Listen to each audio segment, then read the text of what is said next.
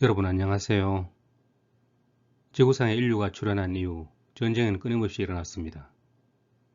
20세기만 하더라도 두 차례 세계대전이 있었고 최근에는 유럽과 중동에서 전쟁이 진행되고 있습니다. 2022년 2월에는 러시아가 우크라이나를 침공했고 2023년 10월에는 하마스 이스라엘 전쟁이 시작되었습니다. 뉴스를 통해 전쟁의 참상을 지켜보면 너무나 끔찍해서 측은한 마음이 생기는데 도대체 전쟁은 왜 일어나며 일어날 수밖에 없는 것일까요? 전쟁은 한 가지 또는 여러 가지 이유가 복합적으로 작용해서 일어나므로 어쩌면 전쟁을 완전히 예방하는 것은 불가능할 수도 있습니다. 그러나 전쟁이 한번 일어나면 피해가 막대하므로 인류는 전쟁을 예방하고 평화를 추구하기 위해 꾸준히 노력해왔습니다. 고대 중국의 춘추전국 시대에도 전쟁은 쉴 날이 없었습니다. 그리고 그 당시에 침략 전쟁을 반대하고 전쟁을 막기 위해 적극적으로 노력한 인물이 있었습니다. 그가 바로 묵가사상의 창시자인 묵자입니다. 묵자의 대표 사상은 계매와 비공인데 계매는 모든 사람을 차별 없이 사랑하는 것이며 비공은 침략 전쟁을 반대하는 것입니다. 묵자는 침략 전쟁이 세상의 해로움 중에서 가장 큰 해로움이라고 주장했고 그의 주장은 묵자라는 책의 비공상중하편으로 남아 있습니다. 먼저 비공상편의 내용을 요약하면 이렇습니다.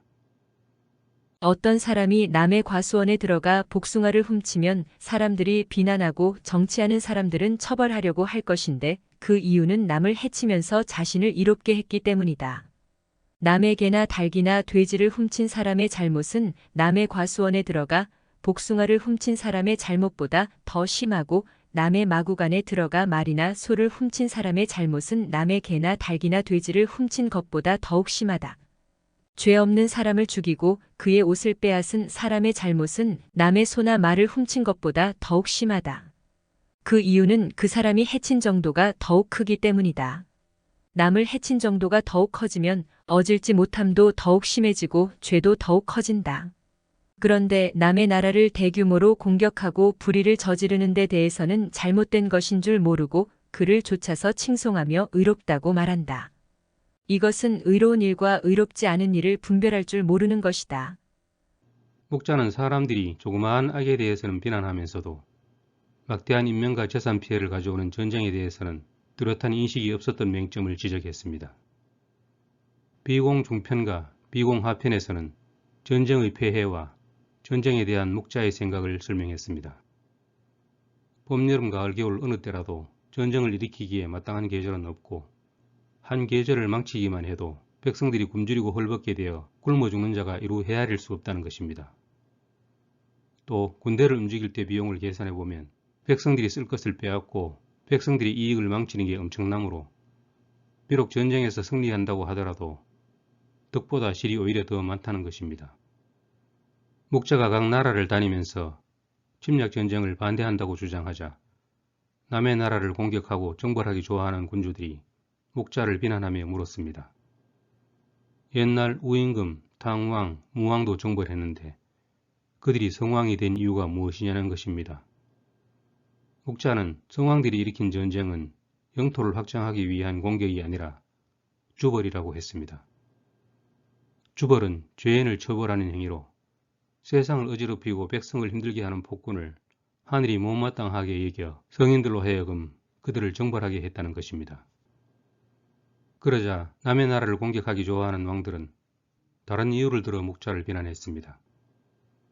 강대국인 초나라, 월나라, 제나라, 진나라는 처음에 영토가 사방 수백 리밖에 안 되었지만 지금은 다른 나라들을 병합하여 천하를 넷으로 나누어 차지하게 되었으므로 공격하고 정벌하는 것은 불의가 아니라 오히려 이익이 되지 않느냐는 것입니다. 묵자는 이렇게 대답했습니다. 옛날 천자께서 제후로 처음 봉했던 사람들은 만여 명이나 된다. 지금은 다른 나라들을 병합했기 때문에 만여 개의 나라들이 모두 멸망하고 내 나라만이 존재하게 되었다. 이것을 비유로 들면 마치 만여 명에게 약을 주어 병을 치료했는데 4명의 병만 나았다는 것과 같다. 이런 의사는 훌륭한 의사라고 할 수 없을 것이다. 여기서 묵자가 활약하던 당시의 시대 상황을 알 수 있습니다. 초나라가 처음 제후를 봉할 때에는 만여 개의 나라가 있었는데 목자가 유세하며 다닐 때에는 북쪽의 진나라와 제나라, 남쪽의 초나라와 월나라가 다른 나라들을 병합하여 초강대국이 되었다는 것입니다. 물론 당시에도 노나라, 송나라를 비롯하여 많은 약소국이 있었지만 대부분 내 강대국의 속국이나 다름없었던 셈입니다. 한편 목자라는 책에는 침략전쟁을 반대하는 내용뿐만 아니라 적의 공격으로부터 성을 방어하는 방법과 방어무기, 설비를 자세히 설명해 놓았습니다. 성문을 수비한다는 52편 비성문부터 다양한 수비 방법을 정리해 놓은 71편 잡수까지가 그러합니다. 이런 내용들을 보면 목자가 이미 일어난 침략전쟁을 효과적으로 방어하고 전쟁에서 이기기 위해 얼마나 노력했으며 그가 노련한 전쟁 전문가였다는 사실을 확인할 수 있습니다. 공수편에는 목자가 침략전쟁이 일어나기 전에 그것을 예방하기 위해 노력했던 사례가 구체적으로 묘사되어 있습니다. 이야기는 공수반이라는 사람이 강대국인 초나라를 위하여 성을 공격하는 구름사다리 운제를 만들어 약소국인 송나라를 공격하려고 하는 것에서 시작합니다. 공수반은 여러가지 기계를 잘 만드는 기술자인데 후세 토목장인들은 그를 조사로 받들 정도로 뛰어난 사람이었다고 합니다. 당시 제나라에 머물던 목자는 그 소문을 듣고 열흘 밤낮을 달려 초나라 수도에 가서 공수반을 만났습니다.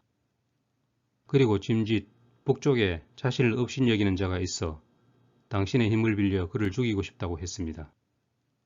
공수반이 자신은 의로움을 받드는 사람으로서 결코 사람을 죽이지 않는다고 말하자 목자는 2번 절하며 이렇게 말했습니다. 청컨대 설명하게 해주십시오. 나는 북쪽에서 선생님께서 운제를 만들어 송나라를 공격하려 한다는 말을 들었습니다. 송나라에 무슨 죄가 있습니까? 초나라는 땅이 남아돌고 백성들은 그 수가 부족합니다. 부족한 백성들을 희생시키고 남아도는 땅을 빼앗기 위하여 다툰다는 것은 지혜롭다고 말할 수 없습니다. 송나라는 죄도 없는데 그 나라를 공격하는 것은 어질다고 말할 수 없습니다. 알면서도 간하지 않는 것은 충성스럽다고 말할 수 없습니다. 간하여 뜻을 이루지 못하는 것은 강직하다고 말할 수 없습니다. 의를 받들어 사람을 죽이지 않는다고 하면서 많은 백성을 죽이는 것은 미루어 생각할 줄 아는 사람이라고 할 수 없습니다.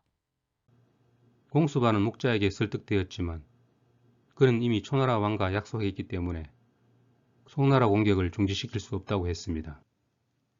그래서 목자는 공수반에게 초나라 왕을 만나게 해달라고 부탁했고 초나라 해왕을 만난 목자는 모든 면에서 월등한 초나라와 약소국 송나라를 비교하며 초나라가 송나라를 공격할 경우 의로움만 손상하게 되고 아무것도 얻지 못할 것이라고 했습니다.